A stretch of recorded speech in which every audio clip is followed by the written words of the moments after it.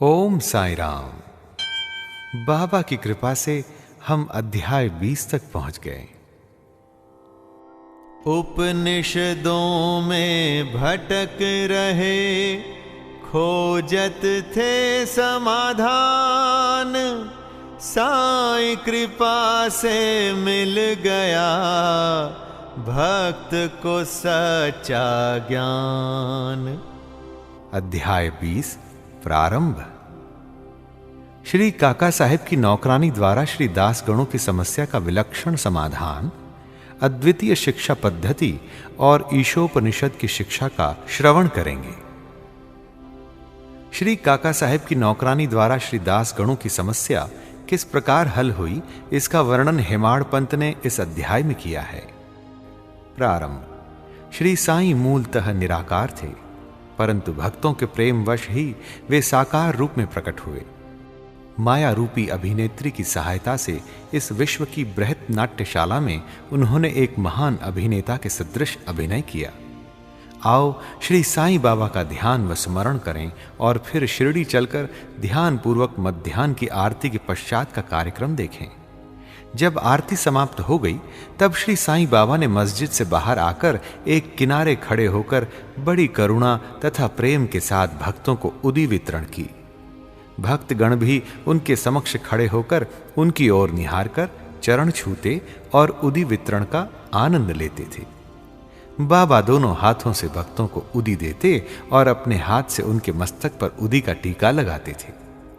बाबा के हृदय में भक्तों के प्रति असीम प्रेम था। वे भक्तों को प्रेम से संबोधित करते, ओ भाऊ, अब जाओ भोजन करो। अन्ना, तुम भी अपने घर जाओ। बापू, तू भी जा और भोजन कर। इसी प्रकार वे प्रत्येक भक्त से संभाषण करते और उन्हें घर लौटाया करते थे। आहा, क्या दिन थे वे, जो अस्त हुए तो ऐसे कि फिर इस जीवन में कभी न मिले। यदि तुम कल्पना करो तो अभी भी उस आनंद का अनुभव कर सकते हो। अब हम साईं की आनंदमयी मूर्ति का ध्यान कर नम्रता, प्रेम और आदर पूर्वक उनकी चरण वंदना कर इस अध्याय की कथा आरंभ करते हैं। ईशोपनिषद। एक समय श्री दास गणों ने ईशोपनिषद पर टीका लिखना प्रारंभ किया। वर्णन करने से पूर्व इस उपनिषद का संक्षिप्त परिचय भी देना आवश्यक है। इसमें वैदिक संहिता के मंत्रों का समावेश होने के कारण इसे मंत्रोपनिषद भी कहते हैं और साथ ही इसमें यजुर्वेद के अंतिम 40वें अध्याय का अंश सम्मिलित होने के कारण यह वाजसनेयी संहितोपनिषद के नाम से भी प्रसिद्ध है। वैदिक संहिता का समावेश होने के कारण इसे उन अन्य उपनिषदों की अपेक्षा श्रेष्ठतर माना जाता है, जो कि ब्राह्मण्य और आरण्यक अर्थात मंत्र और धर्म इन विषयों के विवरणात्मक ग्रंथ की कोटि में आते हैं। इतना ही नहीं, अन्य उपनिषद तो केवल ईशोपनिषद में वर्णित गूढ़ तत्वों पर ही आधारित टीकाएं हैं। पंडित सातवलेकर द्वारा रचित बृहदारण्यक उपनिषद एवं ईशोपनिषद की टीका प्रचलित टीकाओं में सबसे श्रेष्ठ मानी जाती है। Professor RD. रानाडे का कथन है कि ईशोपनिषद एक लघु उपनिषद होते हुए भी उसमें अनेक विषयों का समावेश है, जो एक असाधारण अंतर्दृष्टि प्रदान करता है। इसमें केवल 18 श्लोकों में ही आत्म तत्व वर्णन, एक आदर्श संत की जीवनी जो आकर्षण और कष्टों के संसर्ग में भी अचल रहता है, कर्मयोग के सिद्धांतों का प्रतिबिंब जिसका बाद में सूत्रीकरण किया गया, तथा ज्ञान और कर्तव्य के पोषक तत्वों का वर्णन है, जिसके अंत में आदर्श, चमत्कारिक और आत्मा संबंधी गूढ़ तत्वों का संग्रह है। इस उपनिषद के संबंध में संक्षिप्त परिचय से स्पष्ट है कि इसका प्राकृत भाषा में वास्तविक अर्थ सहित अनुवाद करना कितना दुष्कर कार्य है। श्री दास गणों ने ओवी छंदों में अनुवाद तो किया, परंतु उसके सार तत्व को ग्रहण न कर सकने के कारण उन्हें अपने कार्य से संतोष न हुआ। इस प्रकार असंतुष्ट होकर उन्होंने कई अन्य विद्वानों से शंका निवारणार्थ परामर्श और वाद विवाद भी किया, परंतु समस्या पूर्ववत जटिल ही बनी रही और संतोषजनक भावार्थ करने में कोई भी सफल न हो सका। इसी कारण श्री दासगणु बहुत ही असंतुष्ट हुए। आइए अब देखते हैं कि केवल सद्गुरु ही अर्थ समझाने में कैसे समर्थ हैं। यह उपनिषद वेदों का महान विवरणात्मक सार है। इस अस्त्र के प्रयोग से जन्म मरण का बंधन छिन्न भिन्न हो जाता है और मुक्ति की प्राप्ति होती है। अतः श्री दास गणों को विचार आया कि जिसे आत्म साक्षात्कार हो चुका हो, केवल वही इस उपनिषद का वास्तविक अर्थ कर सकता है। जब कोई भी उनकी शंका का निवारण न कर सका, तो उन्होंने शिरडी जाकर बाबा के दर्शन करने का निश्चय किया। जब उन्हें शिरडी जाने का शुभ अवसर प्राप्त हुआ, तो उन्होंने बाबा से भेंट की और चरण वंदना करने के पश्चात उपनिषद में आई हुई कठिनाइयां उनके समक्ष रखकर उनसे हल करने की प्रार्थना की। श्री साईं बाबा ने आशीर्वाद देकर कहा, चिंता करने की कोई आवश्यकता नहीं, उसमें कठिनाई ही क्या है। जब तुम लौटोगे तो विले पार्ला में काका दीक्षित की नौकरानी तुम्हारी शंका का निवारण कर देगी। उपस्थित लोगों ने जब ये वचन सुने तो वे सोचने लगे कि बाबा केवल विनोद ही कर रहे हैं, और कहने लगे कि क्या एक अशिक्षित नौकरानी भी ऐसी जटिल समस्या हल कर सकती है। परंतु दासगणों को तो पूर्ण विश्वास था कि बाबा के वचन कभी असत्य नहीं हो सकते, क्योंकि बाबा के वचन तो साक्षात ब्रह्म वाक्य ही हैं। आइए अब काका की नौकरानी की कथा सुने। बाबा के वचनों में पूर्ण विश्वास कर वे शिरडी से विले पार्ला पहुंचकर काका दीक्षित के यहां ठहरे। दूसरे दिन दासगणों सुबह की मीठी नींद का आनंद ले रहे थे, तभी उन्हें एक निर्धन बालिका के सुंदर गीत का स्पष्ट और मधुर स्वर सुनाई पड़ा। गीत का मुख्य विषय था, एक लाल रंग की साड़ी, वह कितनी सुंदर थी, उसका जरी का आंचल कितना बढ़िया था, उसके छोर और किनारे कितने सुंदर थे, इत्यादि। उन्हें वह गीत अति रुचिकर प्रतीत हुआ। इस कारण उन्होंने बाहर आकर देखा कि यह गीत एक बालिका नाम्या की बहन, जो काका साहेब दीक्षित की नौकरानी है, गा रही है। बालिका बर्तन मांज रही थी और केवल एक फटे कपड़े से तन ढके हुए थी। इतनी दरिद्र परिस्थिति में भी उसकी प्रसन्न मुद्रा देखकर श्री दासगणु को दया आ गई। और दूसरे दिन श्री दासगणु ने श्री एम.वी. प्रधान से उस निर्धन बालिका को एक उत्तम साड़ी देने की प्रार्थना की।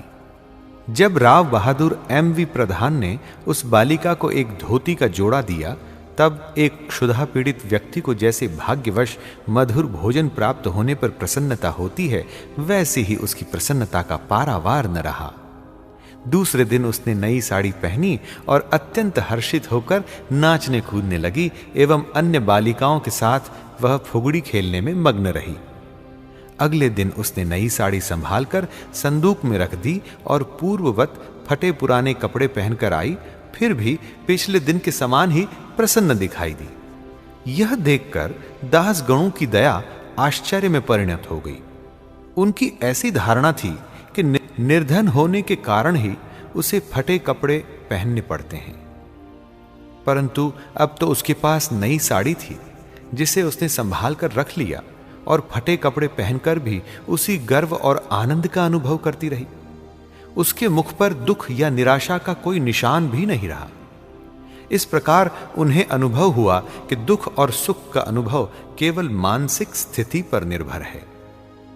इस घटना पर गूढ़ विचार करने के पश्चात वे इस निष्कर्ष पर पहुंचे कि भगवान ने जो कुछ दिया है उसी में समाधान वृत्ति रखनी चाहिए और यह निश्चय पूर्वक समझना चाहिए कि वह सब चराचर में व्याप्त है और जो भी स्थिति उसकी दया से प्राप्त है वह अपने लिए अवश्य ही लाभप्रद होगी। इस विशिष्ट घटना में बालिका की निर्धनावस्था, उसके फटे पुराने कपड़े और नई साड़ी देने वाला तथा उसकी स्वीकृति देने वाला, ये सब ईश्वर द्वारा ही प्रेरित था। श्री दासगणु को उपनिषद के पाठ की प्रत्यक्ष शिक्षा मिल गई, अर्थात जो कुछ अपने पास है उसी में समाधान वृत्ति माननी चाहिए। सार ये है कि जो कुछ होता है सब उसी की इच्छा से नियंत्रित है, अतः उसी में संतुष्ट रहने में हमारा कल्याण है। आइए अब देखते हैं अद्वितीय शिक्षा पद्धति कैसे सिखाई गई। उपर्युक्त घटना से पाठकों को विदित होगा कि बाबा की पद्धति अद्वितीय और अपूर्व थी। बाबा शिरडी के बाहर कभी नहीं गए, परंतु फिर भी उन्होंने किसी को मछिंद्रगढ़, किसी को कोल्हापुर या सोलापुर साधनाओं के लिए भेजा। किसी को दिन में और किसी को रात्रि में दर्शन दिए, किसी को काम करते हुए तो किसी को निद्रावस्था में दर्शन दिए और उनकी इच्छाएं पूर्ण भी की। भक्तों को शिक्षा देने के लिए उन्होंने कौन कौन सी युक्तियां काम में लाईं, इसका वर्णन करना असंभव है। इस विशिष्ट घटना में उन्होंने श्री दास गणों को विलेपार्ला भेजकर वहां उनकी नौकरानी द्वारा समस्या हल कराई। जिनका ऐसा विचार हो कि श्री दास गणों को बाहर भेजने की आवश्यकता ही क्या थी? क्या वे स्वयं नहीं समझा सकते थे? उनसे मेरा कहना है कि बाबा ने उचित मार्ग ही अपनाया, अन्यथा श्री दास गणों किस प्रकार एक अमूल्य शिक्षा उस निर्धन नौकरानी व उसकी साड़ी द्वारा प्राप्त करते, जिसकी रचना स्वयं साईं ने की थी। आइए अब ईशोपनिषद शिक्षा की बात सुनिए। ईशोपनिषद की मुख्य देन नीति शास्त्र संबंधी उपदेश है। हर्ष की बात है कि इस उपनिषद की नीति निश्चित रूप से आध्यात्मिक विषयों पर आधारित है, जिसका इसमें बृहत रूप से वर्णन किया गया है। उपनिषद का प्रारंभ ही यहीं से होता है कि समस्त वस्तुएं ईश्वर से ओतप्रोत हैं।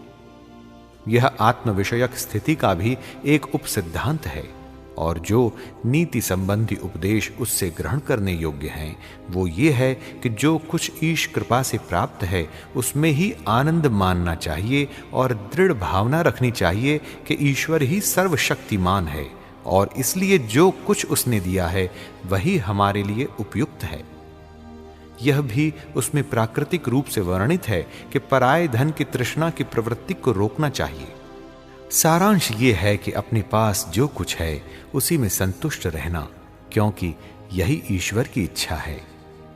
चरित्र संबंधी द्वितीय उपदेश ये है कि कर्तव्य को ईश्वरेच्छा समझते हुए जीवन व्यतीत करना चाहिए, विशेषतः उन कर्मों को जिनको शास्त्र में वर्णित किया गया है।